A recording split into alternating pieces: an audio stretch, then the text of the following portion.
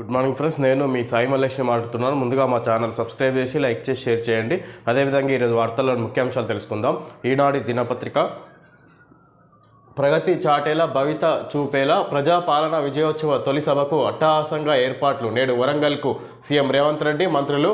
కాళోజీ కళాక్షేత్రం వివిధ అభివృద్ధి పనుల ప్రారంభోత్సవం. రాష్ట్ర వ్యాప్తంగా 22 ఇందిరాశక్తి భవనాలకు శంకుస్థాపన. హనుమకొండలోని ఆర్ట్స్ అండ్ సైన్స్ కళాశాల మైదానంలో సిద్ధం చేస్తున్న సభా ప్రాంగణం.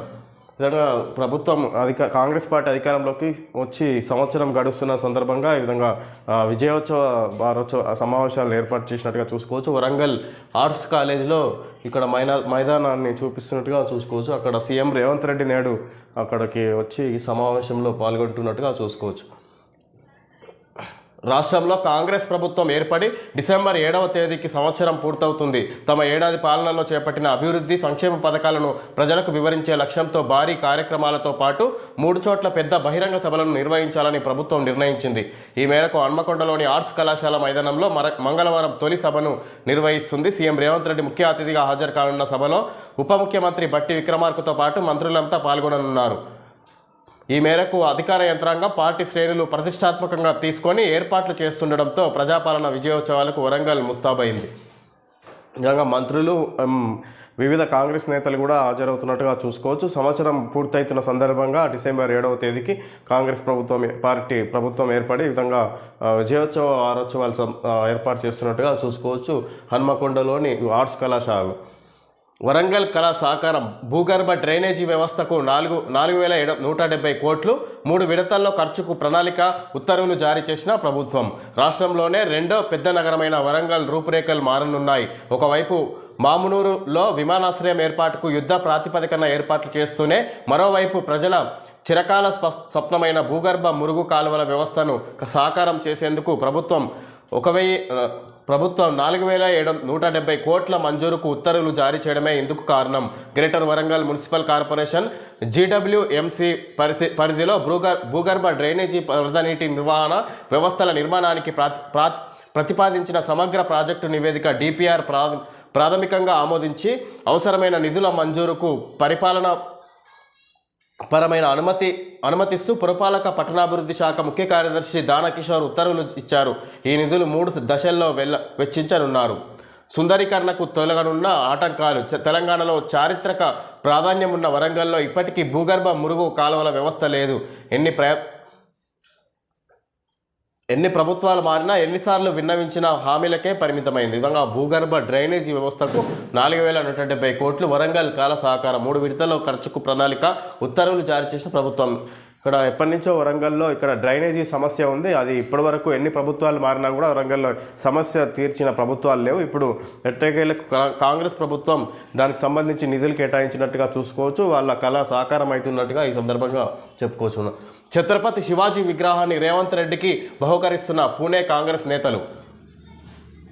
కమిటీని పంపిస్తే కార్యాచరణ వివరిస్తాం. రాష్ట్రంలో హామీల అమలుపై కేంద్రానికి సీఎం రేవంత్ రెడ్డి సవాల్. అవసరమైతే రవాణా ఖర్చులు భరిస్తామని ప్రతిపాదన. తెలంగాణ, కర్ణాటక, హిమాచల్ ప్రదేశ్ రాష్ట్రాల్లో అధికారంలోకి వచ్చిన కాంగ్రెస్ పార్టీ ఎన్నికల హామీలను అమలు చేయడం లేదని ప్రధాని మోడీ ఆరోపిస్తున్నారు. కేంద్ర మంత్రి లేదా కేంద్ర ఉన్నతాధికారి ఆధ్వర్యంలో ఒక ఉన్నత స్థాయి కమిటీ వేసి తెలంగాణకు పంపండి, మేము అమలు చేసిన హామీల వివరాలన్నీ కమిటీకి ఇస్తాం, అవసరమైతే కమిటీ రవాణా విమాన ఖర్చులు మేమే భరిస్తామని ముఖ్యమంత్రి రేవంత్ రెడ్డి అన్నారు. మహారాష్ట్ర ఎన్నికల ప్రచారంలో భాగంగా సోమవారం ఉదయం పూణేలో ఆయన మీడియాతో అనంతరం కడెగావ్ ఎన్నికల సభలో మాట్లాడారు. మోడీ లేదా భాజపా నాయకులు మంగళవారం హైదరాబాద్కు వస్తే సచివాలయంలో కూర్చోబెట్టి నేను చెప్పిన ప్రతి అంశానికి సంబంధించిన వివరాలు అందజేస్తా. ఈ విధంగా కమిటీని పంపిస్తే కార్యాచరణ వివరిస్తాం. ఛత్రపతి శివాజీ విగ్రహాన్ని రేవంత్ రెడ్డికి బహిష్కరిస్తున్న పూణే కాంగ్రెస్ నేతలు.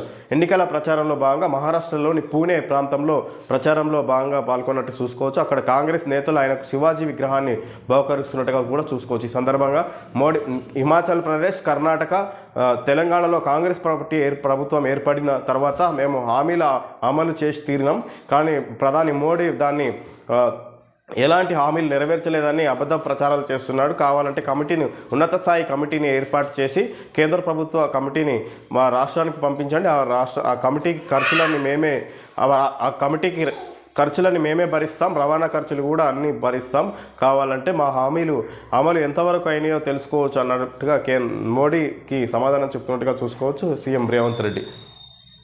మూడో ప్రపంచ యుద్ధంలోకి నెడుతున్నారా? దీర్ఘశ్రేణి క్షిపణుల వినియోగానికి ఉక్రెయిన్కు అమెరికా అనుమతిపై ఆక్షేపణలు. తప్పుపట్టిన ట్రంప్ జూనియర్, మా దేశంపైకి క్షిపణులు వస్తే ఆయా దేశాలకు తగిన విధంగా బదిలిస్తాం రష్యా. ఉక్రెయిన్ సార్వభౌమత్వాన్ని కాపాడుతాం అమెరికా అధ్యక్షుడు. మూడో ప్రపంచ యుద్ధంలోకి నెడుతున్నారా? దీర్ఘశ్రేణి క్షిపణుల వినియోగానికి ఉక్రెయిన్కు అమెరికా అనుమతిపై ఆక్షేపణలు. తప్పుపట్టిన ట్రంప్ జూనియర్, మా దేశంపైకి క్షిపణులు వస్తే ఆయా దేశాలకు తగిన విధంగా బదిలిస్తాం రష్యా. ఉక్రెయిన్ సార్వభౌమత్వాన్ని కాపాడుతాం అమెరికా అధ్యక్షుడు. ఈ విధంగా ఉక్రెయిన్కు మద్దతు ఇస్తామన్నట్టుగా అమెరికా అధ్యక్షుడు చెప్పుకొస్తున్నారు. దీనికి సంబంధించి రష్యా అధ్యక్షుడు రష్యా మాత్రం మేము మా దేశంపై క్షిపణులు వస్తే ఆయా దేశాలకు తగిన విధంగా బదిలిస్తామన్నట్టుగా చెప్పుకొస్తారు. ఈ విధంగా ఇంకా ఉక్రెయిన్ రష్యాల మధ్య యుద్ధం కొనసాగుతుంది అన్నట్టుగా మనం యుద్ధ సన్నివేశం ఇంకా ముగిసింది అన్నట్టుగా ముగిసి అవకాశాలు లేవు ఇప్పట్లో అన్నట్టుగా మనం చూసుకోవచ్చు. ఈ సందర్భంగా ఇంకా ఉక్రెయిన్కు మాత్రం అమెరికా మద్దతు ఇస్తున్నట్టుగా చూసుకోవచ్చు రష్యా యుక్రెయిన్ యుద్ధ విషయంలో. అమెరికా వర్సిటీల్లో మనోళ్ళ హవా. తొలిసారిగా చైనాను మించిన భారతీయ విద్యార్థుల సంఖ్య. అమెరికాలోని అంతర్జాతీయ విద్యార్థుల్లో తొలిసారిగా భారత్ అగ్రస్థానంలో నిలిచింది. అక్కడున్న విదేశీ విద్యార్థుల్లో ఎన్నో ఏళ్లుగా ప్రథమ స్థానంలో ఉన్న చైనాను మన దేశం వెనక్కి నెట్టింది. గత విద్యా సంవత్సరం 2023-24 నాటికి 3.30 లక్షల మంది విద్యార్థులతో భారత్ తొలి స్థానంలో నిలిచింది. చైనా విద్యార్థుల సంఖ్య 2,77,398 మాత్రమే.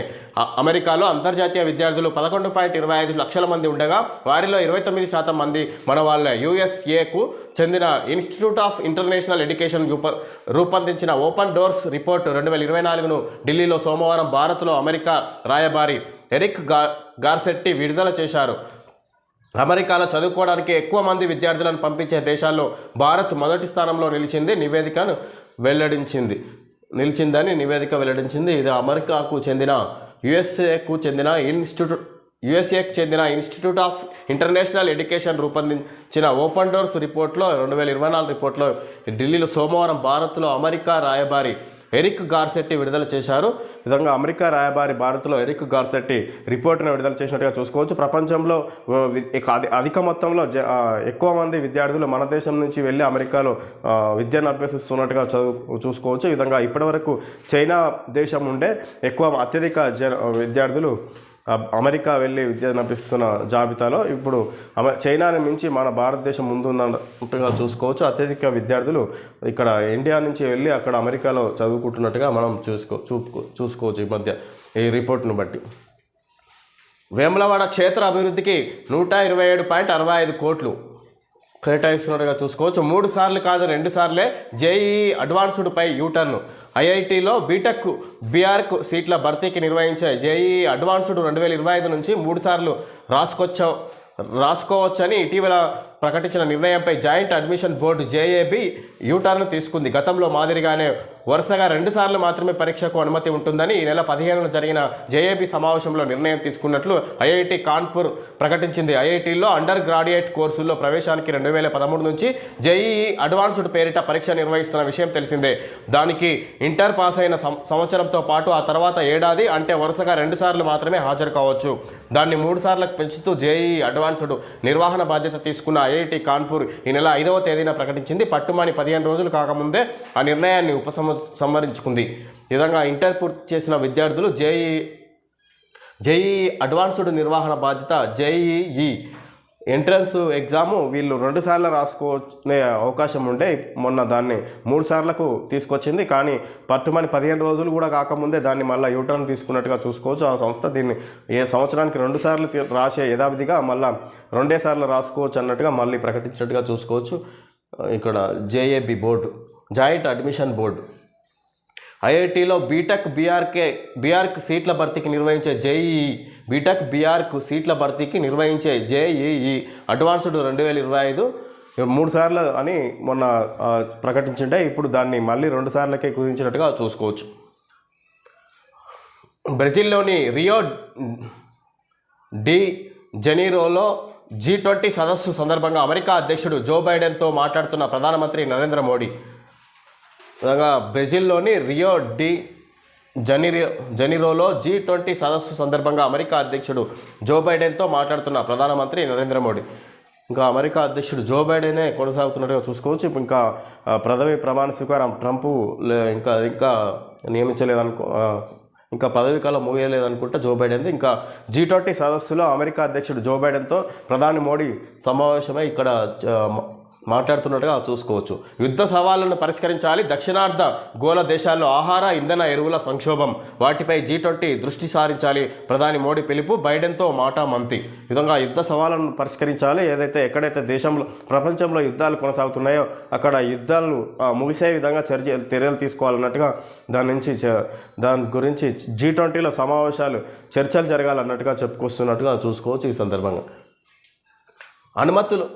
అనుమతులు ఓ చోట, తవ్వకాలు మరో చోట, క్వారీల్లో యథేచ్ఛగా అక్రమాలు, ఫిర్యాదులున్నా చర్యలు కరవు.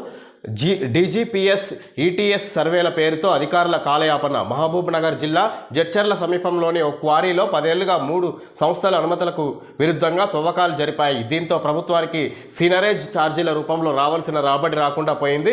ఈ గుట్టలో ఒక చోట అనుమతులు తీసుకుని మరో చోట తవ్వకాలు జరిపారు. DGPS ETS సర్వేలు చేస్తున్నామని జరిమానాలు విధిస్తున్నా మన అధికారులు కొన్నేళ్లుగా ప్రకటిస్తూ వస్తున్నారు.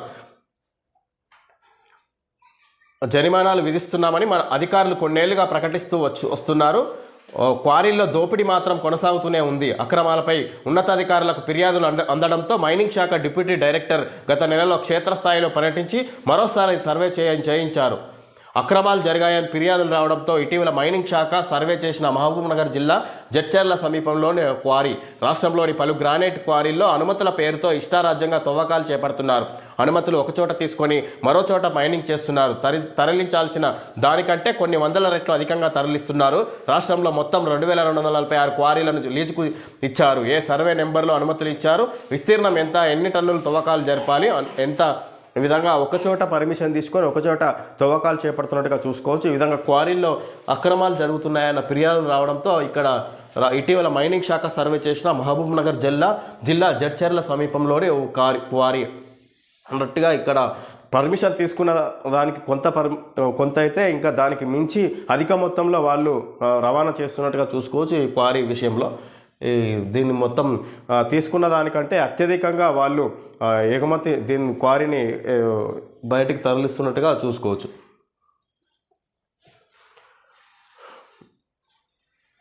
కాగ్ అధిపతిగా తొలిసారి తెలుగు అధికారి కొండ్రు సంజయ్ మూర్తి నియామకం. ప్రతిష్టాత్మక భారత కంప్ట్రోలర్ అండ్ ఆడిటర్ జనరల్గా ఆంధ్రప్రదేశ్కు చెందిన కొండ్రు సంజయ్ మూర్తి నియమితులయ్యారు.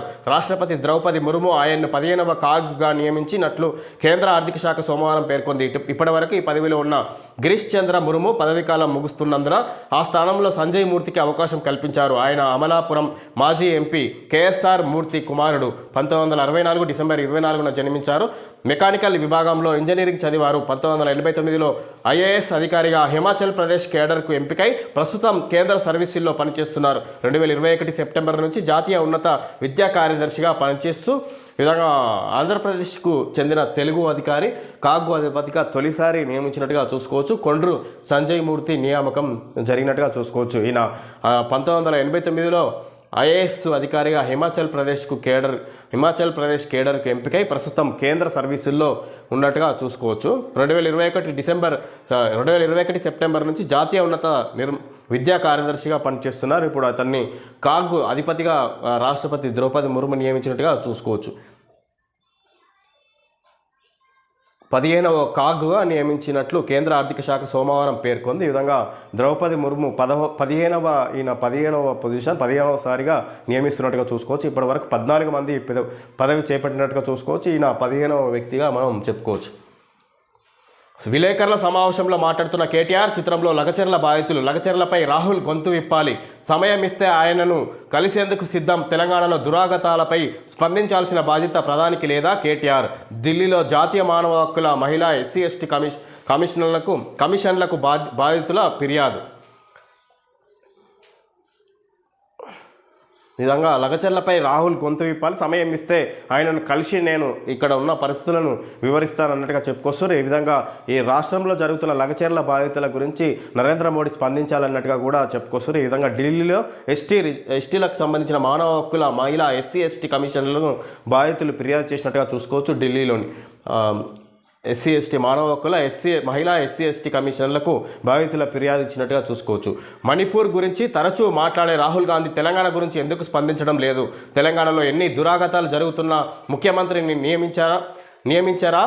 ఇక్కడి ఆడబిడ్డలు మాటలు వినబడడం లేదా? కష్టం వచ్చినప్పుడు ఒక పిలుపునిస్తే వెంటనే వస్తానని ఎన్నికల సమయంలో చెప్పిన రాహుల్ ఇప్పుడు ఎక్కడున్నారు అని భారత కార్యనిర్వాహక అధ్యక్షుడు కేటీఆర్ ప్రశ్నించారు. వికారాబాద్ జిల్లా కొడంగల్ నియోజకవర్గంలోని లగచర్లలో ఇటీవల అధికారులపై దాడి చేశారంటూ కొందరు గ్రామస్తులపై కేసులు పెట్టి అరెస్టు చేసిన నేపథ్యంలో బాధిత కుటుంబ సభ్యులు సోమవారం ఢిల్లీలో మాజీ మంత్రులు సత్యవతి రాథోడ్, సబితా బారస నాయకులు కోవ లక్ష్మి, మాలోతు కవిత, తుల ఉమా, హరిప్రియ, ఎంపీలు కేఆర్ సురేష్ రెడ్డి, వద్దిరాజు రవిచంద్ర, దామోదర్ రావు ఈ విధంగా ఏదైతే ఇక లగచర్ల భూసేకరణలో భాగంగా ప్రభుత్వం ఫార్మా కంపెనీ ఏర్పాటు చేసే ఉద్దేశంపై భూసేకరణలో కలెక్టర్ అక్కడ సమావేశాలను ఏర్పాటు చేసిన సందర్భంగా అతనిపై దాడి చేసిన గ్రామస్తులన్న ఉద్దేశంతో ఆ గ్రామస్తులను అరెస్ట్ చేసి ఈ విధంగా వాళ్ళపై థర్డ్ డిగ్రీ ఉపయోగించి ఇబ్బంది పెట్టిరన్న దాంతో ఇక్కడ మహిళా ఎస్సీ కమిషన్ ఢిల్లీలోని అక్కడ మానవ హక్కుల కమిషన్కు ఫిర్యాదు చేసినట్టుగా చూసుకోవచ్చు. వాళ్ళు బీఆర్ఎస్ నేతల ఆధ్వర్యంలో ఫిర్యాదులు చేసినట్టుగా చూసుకోవచ్చు. ఆ సందర్భంగా కేటీఆర్ మాట్లాడుతూ ఇక్కడ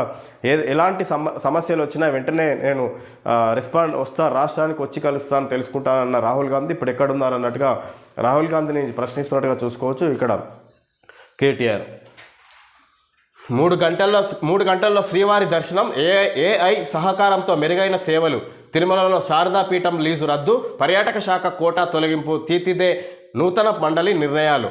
ప్రత్యేక పర్వదినాలతో పాటు పలు సందర్భాల్లో తిరుమల శ్రీ వెంకటేశ్వర స్వామి దర్శనానికి సామాన్యులకు 20 నుంచి 30 గంటల సమయం పడుతుంది. ఆర్టిఫిషియల్ ఇంటెలిజెన్స్ ఏఐ సహకారంతో 2-3 గంటల్లోనే దర్శనం కల్పించేందుకు చర్యలు తీసుకుంటాం. ఇందుకోసం ఐఐఎంను సంప్రదించి ప్రత్యేక కన్సల్టెన్సీని ఏర్పాటు చేస్తాం. సర్వదర్శన సమయాన్ని తగ్గించడమే లక్ష్యంగా పనిచేస్తామని తీర్చిదే ధర్మకర్తల మండలి చైర్మన్ బిఆర్ నాయుడు తెలిపారు. సోమవారం తిరుమలలోని అన్నమయ్య భవనంలో నూతన మండలి ప్రథమ సమావేశం నిర్వహించారు. ఈ విధంగా 3 గంటల్లో శ్రీవారి దర్శనం, ఏఐ సహకారంతో మెరుగైన సేవలు, తిరుమలలో శారదాపీఠం లీజు రద్దు, పర్యాటక శాఖ కోటా తొలగింపు, తీర్చిదే నూతన మండలి నిర్ణయాలు. ఈ విధంగా నూతనంగా తీర్చిదే మండలి చైర్మన్ నూతనంగా నిర్మించినారు. ఈ విధంగా ఆయన